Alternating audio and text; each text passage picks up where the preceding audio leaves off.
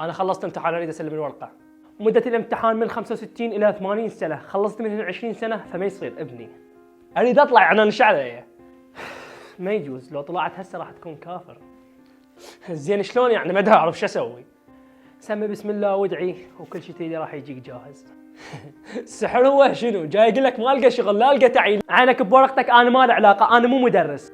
استاذ نعم هناك غلط. صفحة الجغرافيا يعني هسه شنو ذنب الولد تبي علاقة بالتالي لا مستقبل لا شيء، من صفحات الكيمياء والفيزياء يعني بهاي الصفحة انا راح اتدمر كليا. انا شو علي؟ هسه انت شو تريد؟ اريد دفتر اجابة جديد. ما يجوز ابني، هو دفتر واحد لكل بني ادم واحد. محتاج راحة نفسية، خلصت عندي. يا ولد من هنا مرتاح نفسيا زيادة.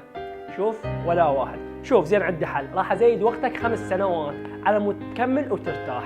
لا بطلت ما اريد، هو اتمنى بس اخلص.